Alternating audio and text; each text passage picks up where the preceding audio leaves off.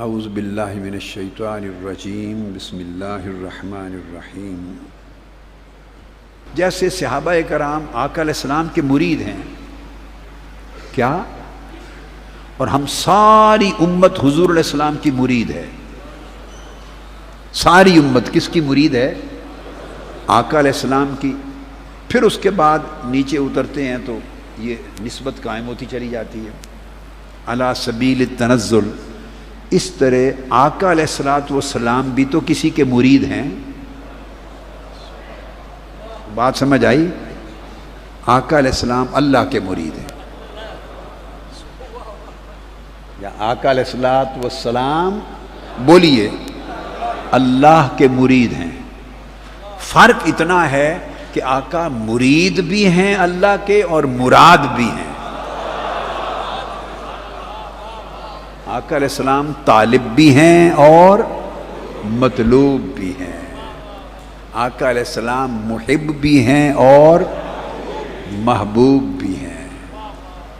آقا علیہ السلام ذاکر بھی ہیں اور مذکور بھی ہیں۔ آقا علیہ السلام چاہنے والے بھی ہیں اور چاہا جانے والے بھی ہیں۔ وہ رشتہ دوہرا ہے۔ تو اللہ تبارک و تعالیٰ آقا علیہ السلام کا شیخ ہے۔ شیخ کس کو کہتے ہیں؟ استاد کو۔ یاد رکھ لیں، شیخ کسے کہتے ہیں؟ تصوف میں، طریقت میں، معرفت میں، سلوک میں، اولیاء کرام کی تعلیمات میں، تابعین کی، اتباع التابعین، سلف صالحین اور قرآن و حدیث میں شیخ اور مرید کا شیخ استاد ہوتا ہے، شیخ مربی ہوتا ہے، مرشد ہوتا ہے، راستہ دکھانے والا۔ یہ ایک سنت طریقہ ہے یا مستحب طریقہ ہے ہاتھ میں ہاتھ دینا۔ کیا؟ مرید ہونے کے لیے سمجھ لیں، ہاتھ میں ہاتھ دینا ہرگز ہرگز ہرگز واجب نہیں ہے، واجب نہیں ہے۔ کیا؟ اونچا بولیں، یہ واجب نہیں ہے، یہ ایک طریقہ ہے۔ اس سے ہٹ کر جو اصل مرید ہے، کیا؟ حضور سیدنا غوث العظم رضی اللہ تعالیٰ عنہ نے بھی فرمایا، اصل مرید کیسے بنتا ہے؟ اگر دل سے کسی کا ارادہ کر لے، بس دل سے۔ قرآن مجید میں فرمایا یریدون وجہہ، حضور غوث پاک رضی اللہ تعالیٰ عنہ نے مرید کی تعریف کی ہے اپنی کتاب غنیۃ الطالبین میں، مرید کی تعریف فرمائی ہے۔ کچھ لوگ اس چیز کو ایکسپلائٹ کرتے ہیں اپنے کاروبار کے لیے، دھندے کے لیے، دکانداری کاروبار کے لیے۔ وہ کہتے ہیں یہ تو بہت اچھا ہے ماشاءاللہ، آپ رفقا ہیں منہاج القرآن کے، کیا ایسا قائد کہاں ملے گا، کیا ہوگا، فلاں فلاں فلاں فلاں۔ میں جملہ نہیں بولتا، میں تو اس اہل نہیں ہوں۔ آپ سمجھ گئے نا؟ یہ تو بہت تعریفیں کرتے ہیں۔ کئی لوگ ڈنمارک میں گھس گئے، کوئی ناروے میں، کوئی کہاں، کوئی بیرون ملک، کوئی یہاں، کوئی کینیڈا، کوئی پاکستان، دنیا میں ایسے قصے ہزارہ ہوئے ہیں۔ تعریفیں کرنی، یہ تو بہت اچھا، کیا انہوں نے دین زندہ کر دیا، عشق رسول کو زندہ کر دیا، حضور کی تعلیم کو نکھار کے دے دیا، عقیدے سنور گئے۔ ہمارے رفقا کارکنان سبحان اللہ کرتے رہتے ہیں، کتنی ہمارے قائد کی تعریف کر رہے ہیں، کتنے قبلہ حضور کی تعریف ہو رہی ہے، کیا واہ واہ واہ واہ۔ پھر کرامتیں سناتے ہیں، سنا کے پھر خوب پھنسا لیتے ہیں آپ۔ پھر ان کے پاس فوٹو بھی ہوتے ہیں، میرے ساتھ کبھی کھانا کھایا، میں تو ہر ایک سے ملتا ہوں بھائی۔ اگر فوٹو ہی دیکھنے ہو میرے ساتھ کس کس کا ہے، تو میرے ساتھ تو کسی کرتار سنگھ کا بھی ہوگا، نہیں ہوگا، سکھوں کا بھی ہے، مجھے ملنے آتے۔ لندن اگر سارے مذاہب کا اکٹھا ہی دیکھنا ہے تو لندن 1911 کی کانفرنس ہوئی تھی، پیس فار ہیومینٹی کانفرنس، سارے مذاہب کے بڑے بڑے سربراہ ساتھ کھڑے ہیں میرے، ان کے فوٹو ہیں میرے ساتھ۔ تو مسیحیوں کا بھی میرے ساتھ فوٹو ہے۔ آتے نہیں، ہمیشہ آتے تھے، تو یہودی بھی جو ان کے بڑے بڑے ربائی ان کے بھی فوٹو آتے ہیں، سکھوں کے سردار بڑے بڑے آتے ہیں، ہندوؤں کے بڑے بڑے چوٹی کے ان کے رہنما ہیں وہ بھی آتے ہیں۔ بامبے میں ایک مرتبہ پورے مذاہب کے بڑے چوٹی کے سربراہان جمع تھے، میں نہیں جا سکا تو میں ویڈیو کانفرنس پر کینیڈا سے میٹنگ کی صدارت کر رہا تھا جی 2000۔ یہ آپ دیکھ لیں، اس کو بھی دیکھ لیں، چیک کر لیں۔ میرے ساتھ تو ساروں کے فوٹو ہیں، اب جس کی میرے ساتھ فوٹو ہے اس کی جا کے بیعت کر لیں۔ تو اتنے ملیں گے، حساب کتاب ہی کوئی نہیں ہے۔ تو لوگ فوٹو بھی لے کے میں سادہ طبیعت کا آدمی ہوں، میری طبیعت میں چکر چکر نہیں ہے، مجھے آتے نہیں ہیں چکر۔ اچھا میں بہت سادہ طبیعت، یہ ایمانداری کی بات کہہ رہا ہوں۔ ہم نے نہ چکر سیکھے نہ چکر دیتے ہیں، کوئی چکر دے لے تو نہ اس کی چکر کی سمجھ آتی، ہم صاف دل لوگ ہیں۔ لیکن یہ اللہ کی مدد ہے کہ جو چکر دینا چاہے اللہ اس کے چکر سے خود بچا لیتا ہے، خود بچا لیتا ہے۔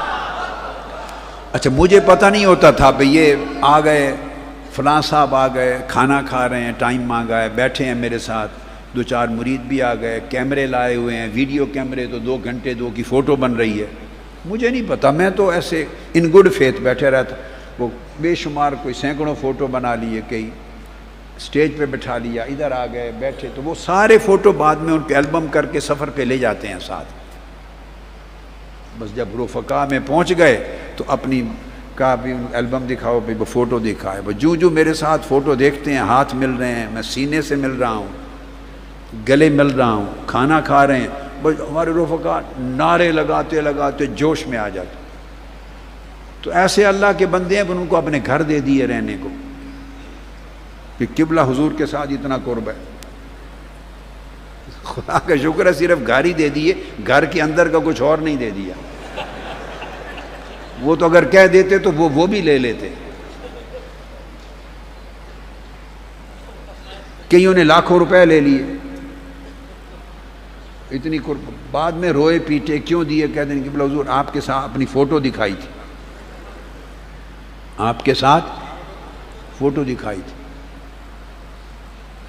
کئیوں نے ہوٹل میں ٹھہرا دیا، پیسے دے دیے، البم دیکھی، یہ ہوا یہ ہوا، اور پھر وہ سارا کوئی وقت گزار کے کہتے ہیں، پھر تعریفیں کرتے ہیں مشن کی کر کے، اس کے بعد کہتے ہیں کہ یہ بہت کچھ عالی شان ہے۔ بہت افسوس ہے کہ میرا نام لے کے نا القاب کے ساتھ، وہ چونکہ خود بیعت نہیں کرتے، خود بیعت اگر وہ کرتے تو ہم خود ان سے بیعت ہو جاتے، ہم خود ان کے ہاتھ پر بیعت کر لیتے۔ بہت بات عرض کیا، وہ کرتے نہیں ہیں، لیکن اب ہاتھ میں ہاتھ دینا تو ضروری ہے۔ تو آپ مشن تو وہی رکھیں، مگر کسی کے ہاتھ میں ہاتھ بھی ضرور دیں، اس طرح وہ آپ کا ہاتھ کیا بازو سارا کچھ ہی لے جاتے، اور یہ سادہ رفقا پھر دے دیتے ہیں پورا ہاتھ، پورا پنجہ، پورا بازو، پورا جسم، پوری جان، سب کچھ دے دیتے ہیں۔ بتاؤ ایسے بے وقوفی کرنے والے ہیں یا نہیں؟ کوئی کمی ہے؟ آپ میں سے جتنے کوئی بے وقوف ایسے ہیں ہاتھ کھڑا کریں۔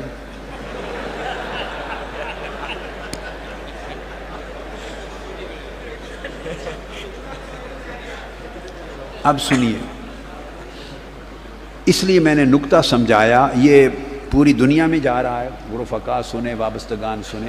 میں نے کوئی سینکڑوں بار یہ بات بتائی، جو رفیق ہونے سے پہلے کہیں مرید تھے، وہ حق ہے، وہ اس کو اللہ اس کو قائم رکھے، برکتیں عطا کرے۔ یہ حضور غوث پاک کی نسبت اضافتاً دوسری مل گئی۔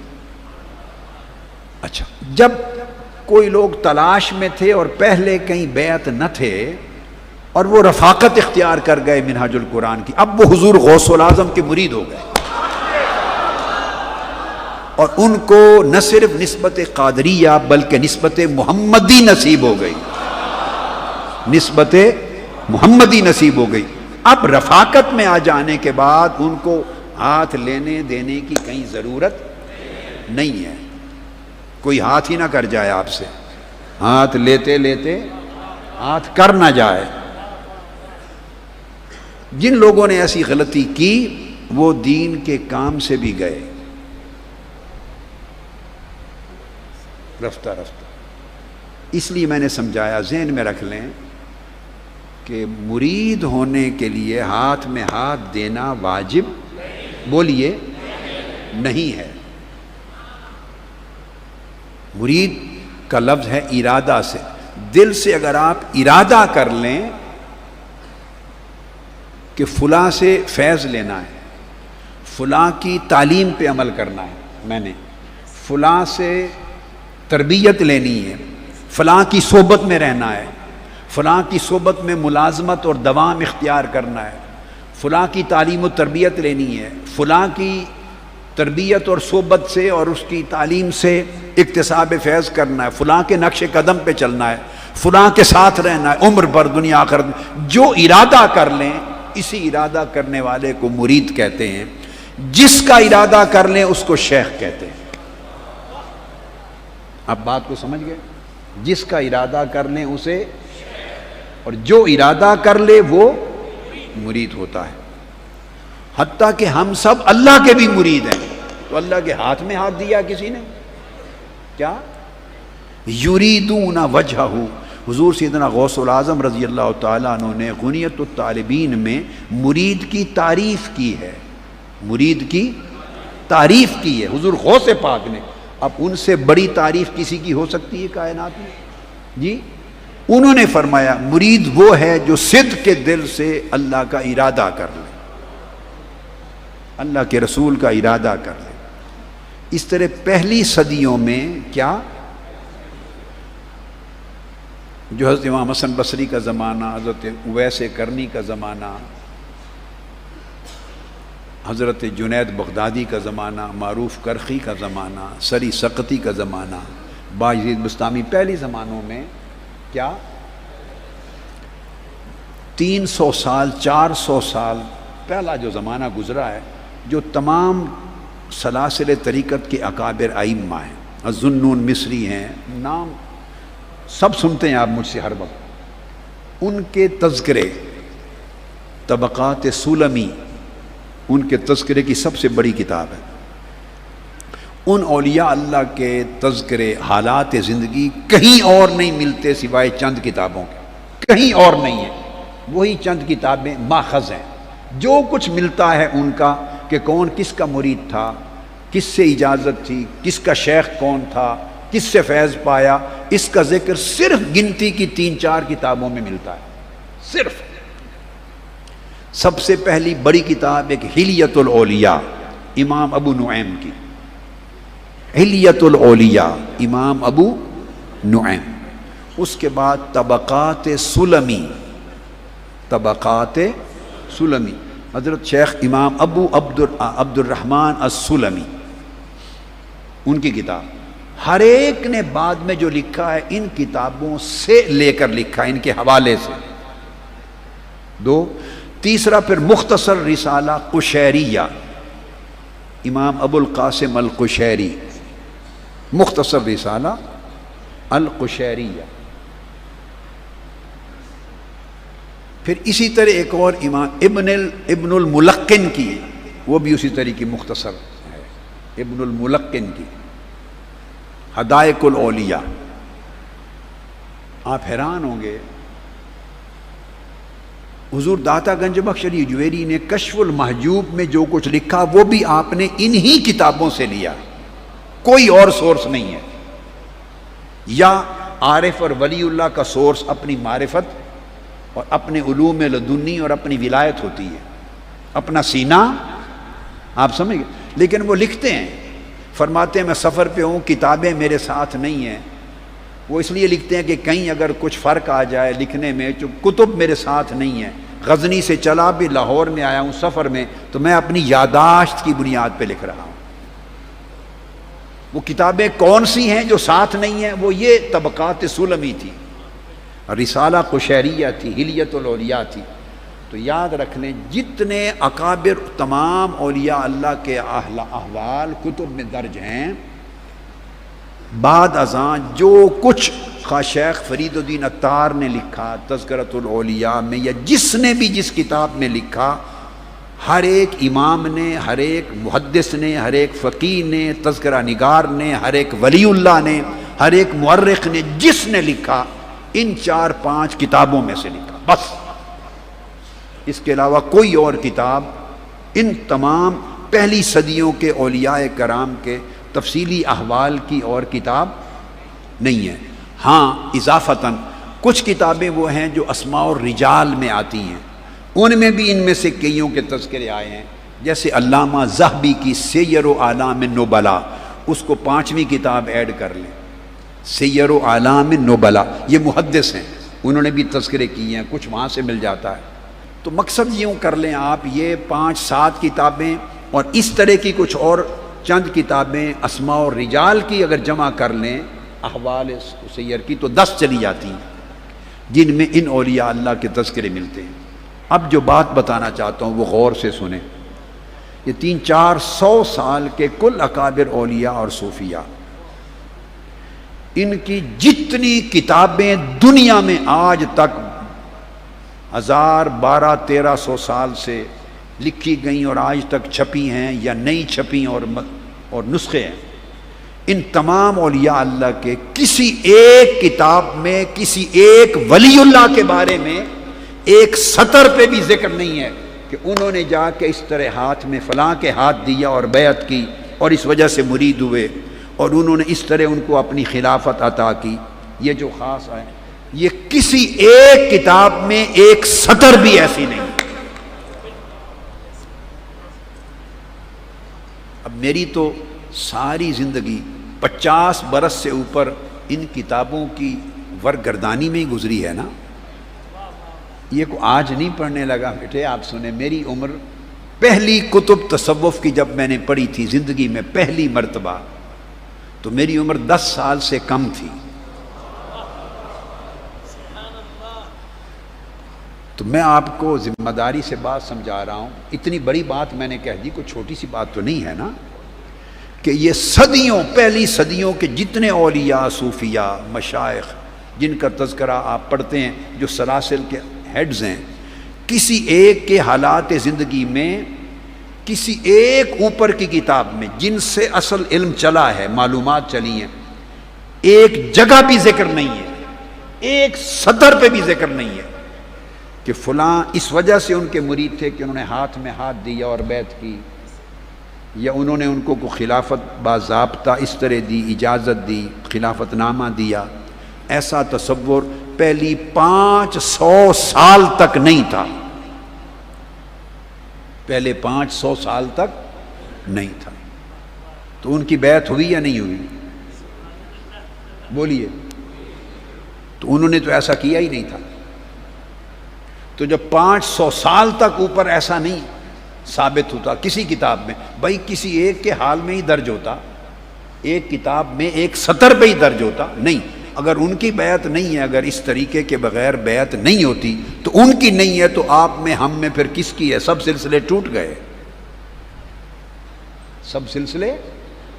تو یہ میں آپ کو بتاؤں طریقہ، بعد میں اس کو پابندی اختیار کر لی گئی بعد ازاں، لیکن پہلے 500 سال تک، ممکن ہے 600 سال تک یہ چیز رواج میں معمول میں نہیں تھی۔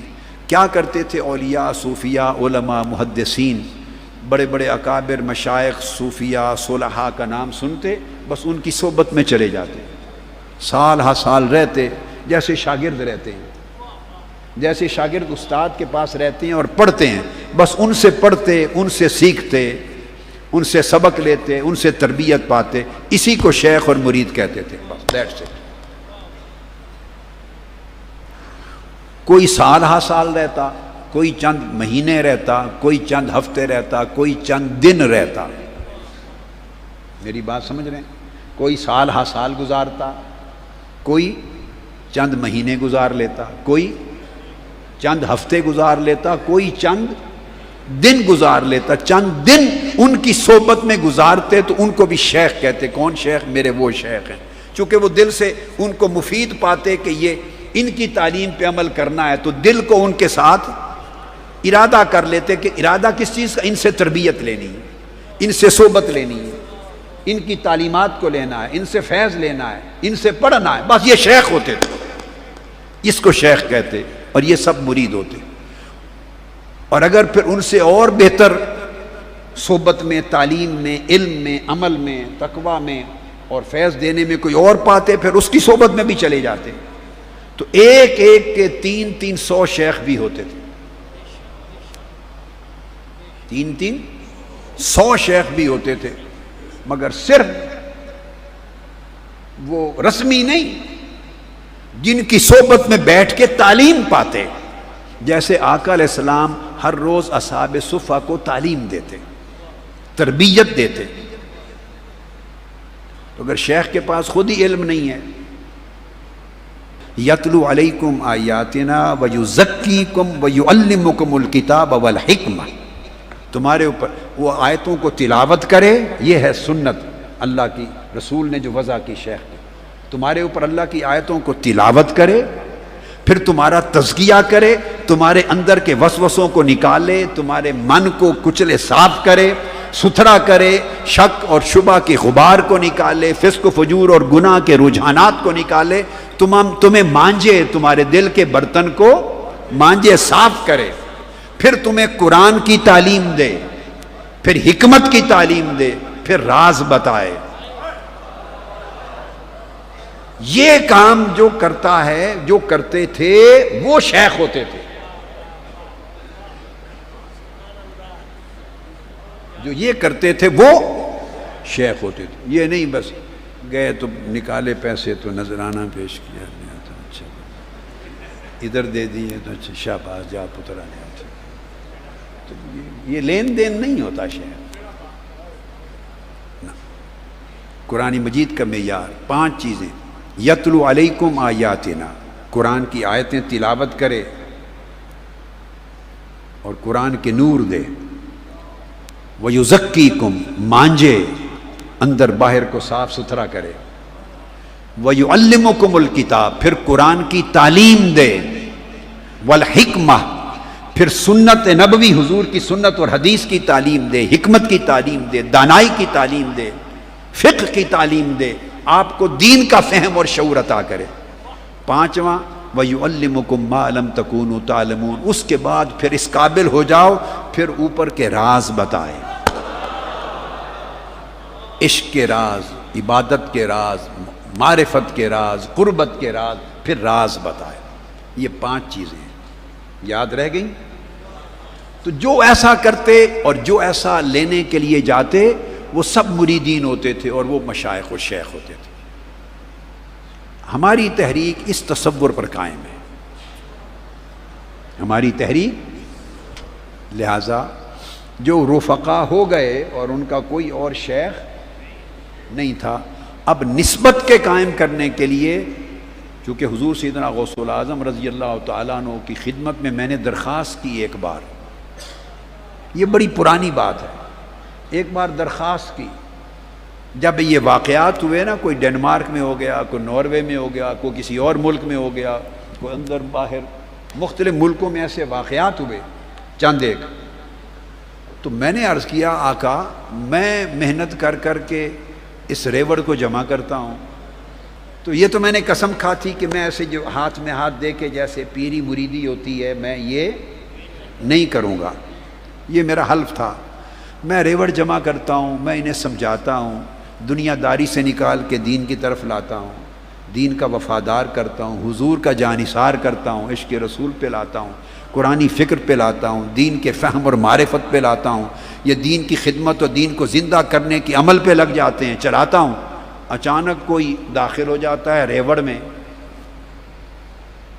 کسی ملک کہیں کوئی ریوڑ میں، آپ سمجھ گیا نا، ریوڑ میں کوئی داخل ہو جاتا ہے اور 2-4 بکریاں اٹھا کے لے جاتا ہے، بھیڑیں اٹھا کے لے جاتا ہے، ریوڑ کو سارا کھا پی کے اڑا کے لے جاتا ہے، پھر وہ لے جاتا ہے، کہتے ہیں یہ بہت اچھا ہے مگر ہاتھ بھی ہونا چاہیے.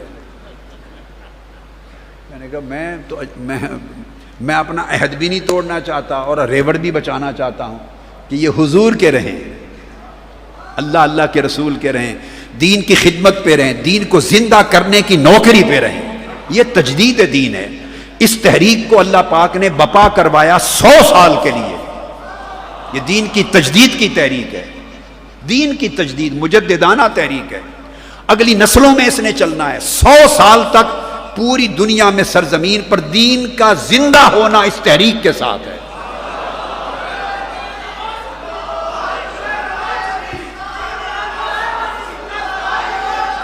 تو یہ تبھی ممکن ہوگا کہ جب آپ یہ فیض اپنی نسلوں کو بھی منتقل کریں گے،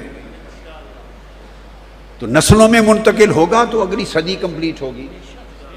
تو میں نے عرض کیا کہ یہ ایسا ریوڑ کو لے جاتے ہیں آدمی، جدھر جاتا ہوں یہ خبر سن لیتا ہوں۔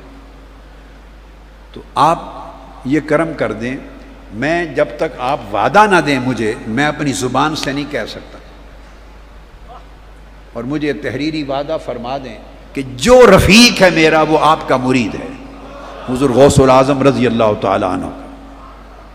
یہ درخواست بھیجی، 1 سال لگا، 1 سال کے بعد اگلے سال وہی رات آئی تو رات کو جواب آیا، دستخط شدہ کر دیا، منظوری آ گئی۔ اس دن اس سال میں نے پہلی بار اعلان کیا تھا، یہ بڑی پرانی بات ہے، بہت پرانی بات، پہلا اعلان کر دیا تھا۔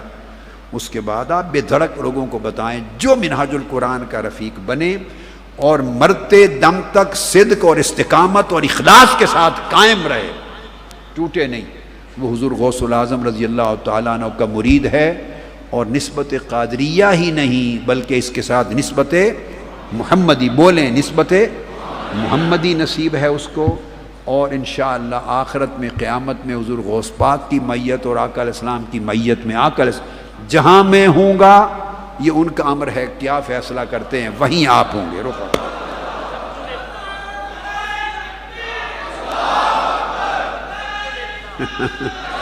چلو سمجھ آ گئی بات۔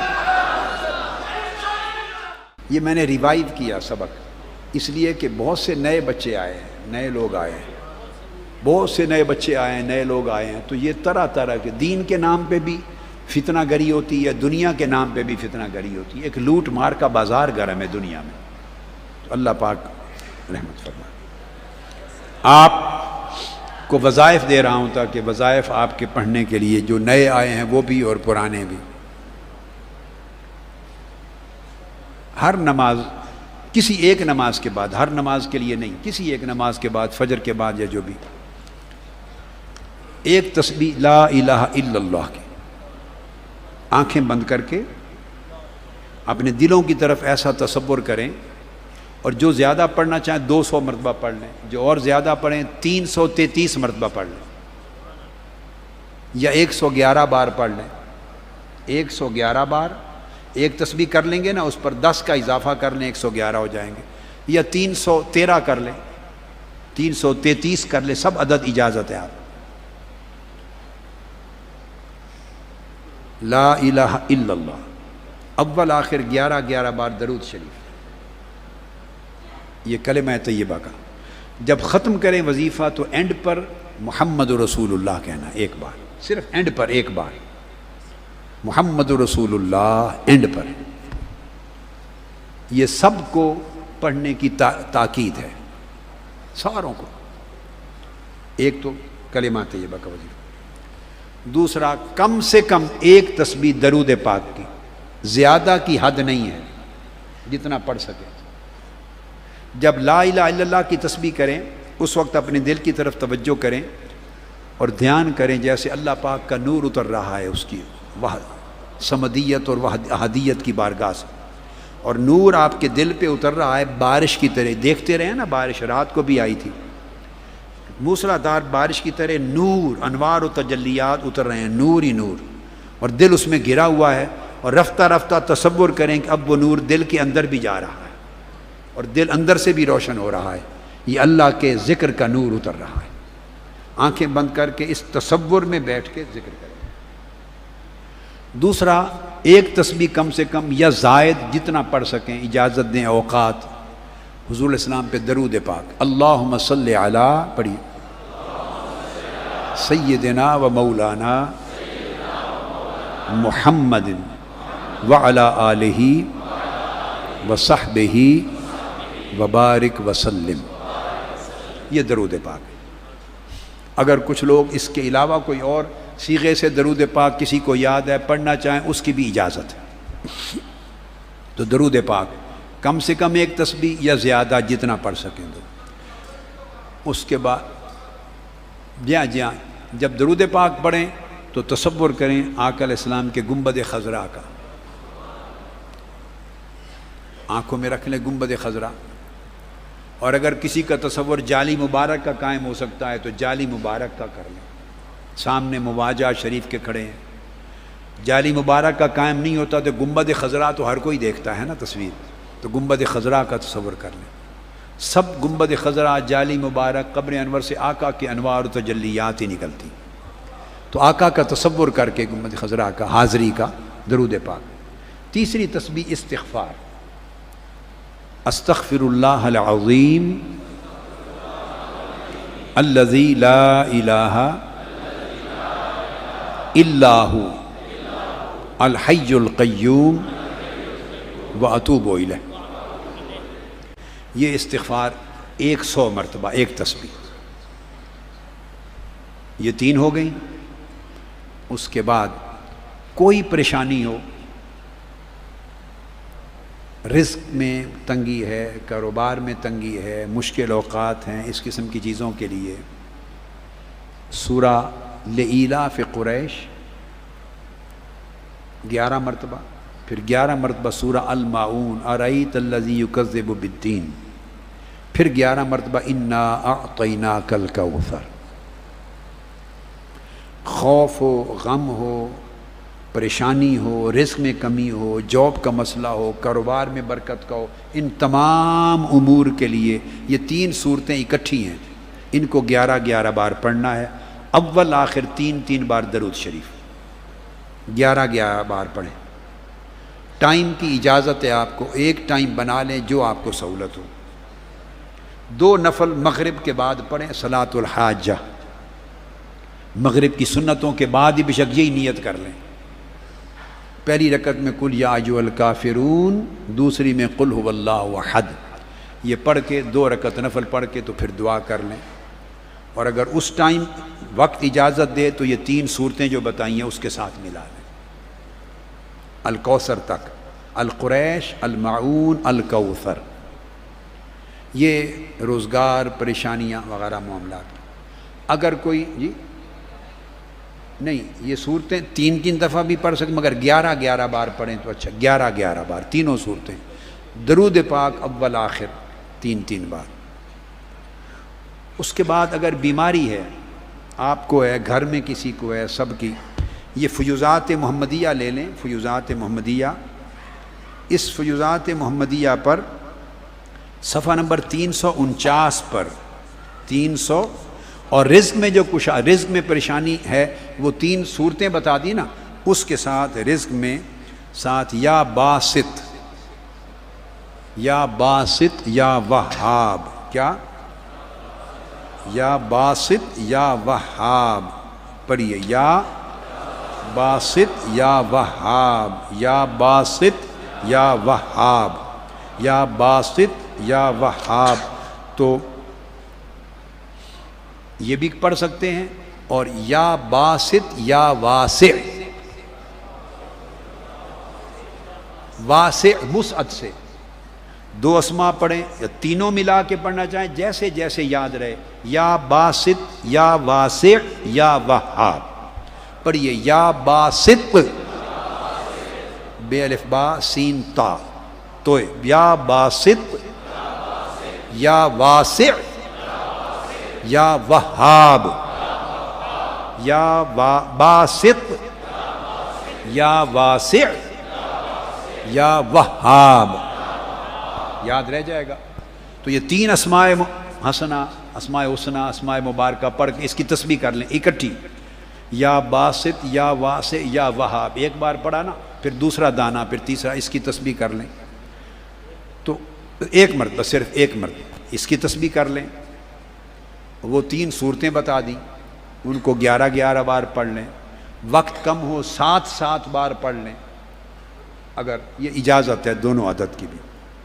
تو یہ اللہ پاک کے اسماء مبارکہ میں سے.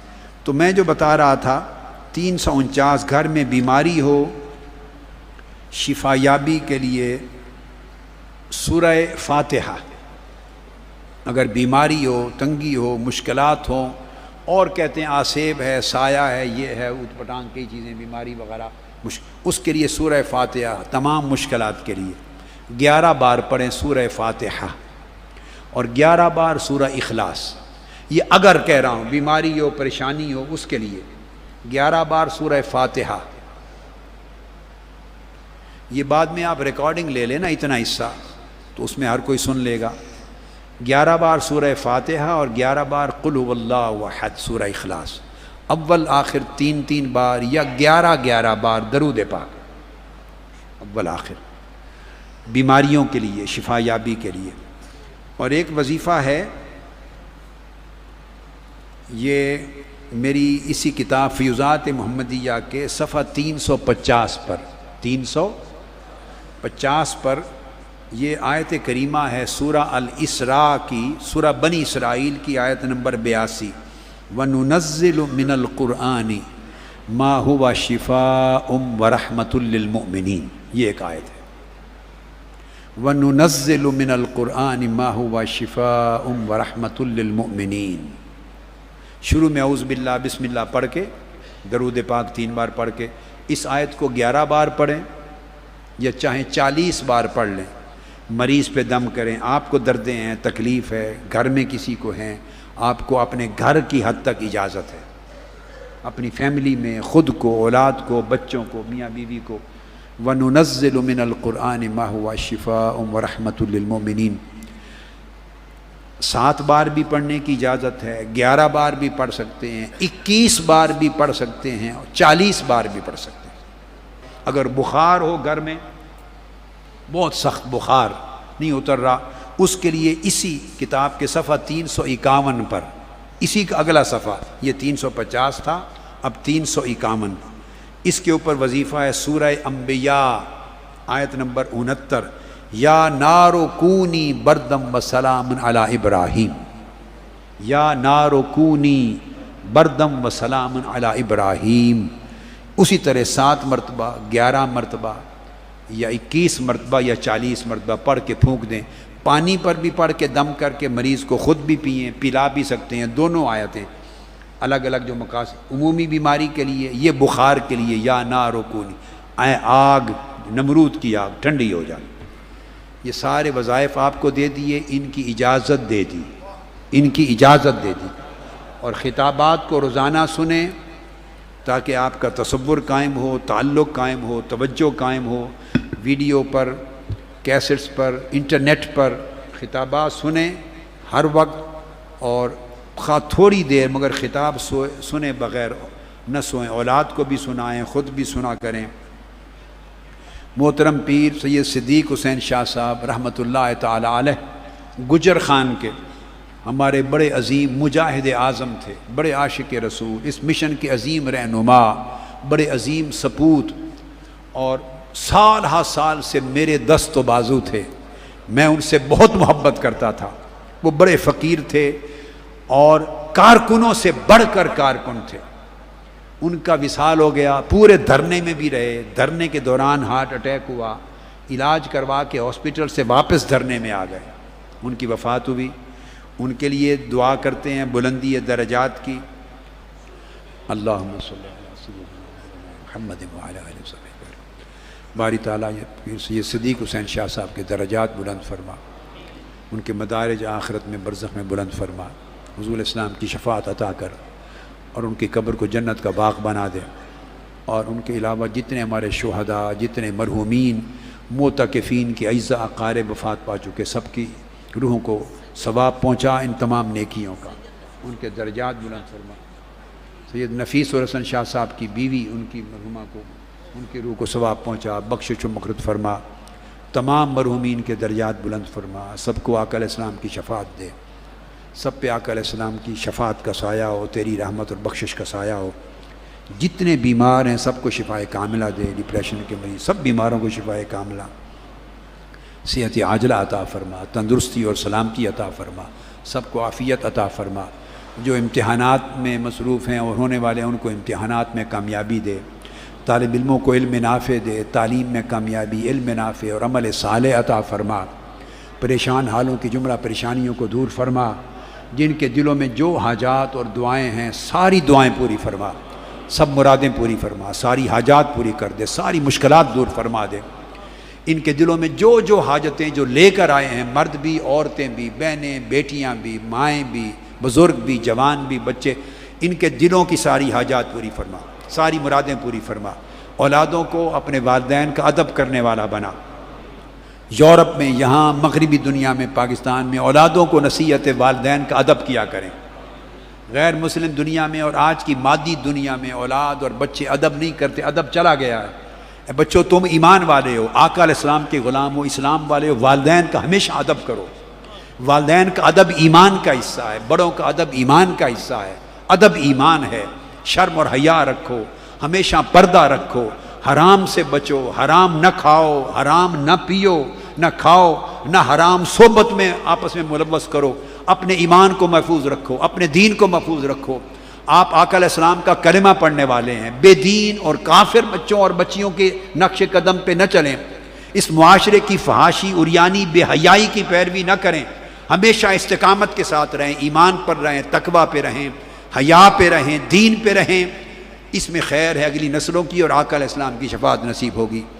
والدین بھی اولاد کی نیک تربیت کریں، باری تعالیٰ انہیں اچھی تربیت کی توفیق دے۔ یہ معتکفین جو آئے ہیں، ان کا اعتکاف قبول فرما۔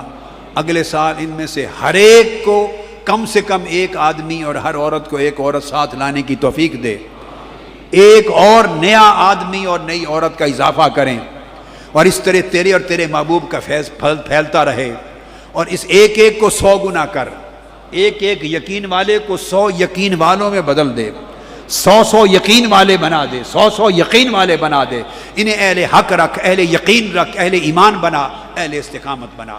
اللہم صلی وسلم وبارک علی سیدنا و مولانا محمد وعلی آلہ وصحبہ اجمعین برحمتک یا ارحم الراحمین۔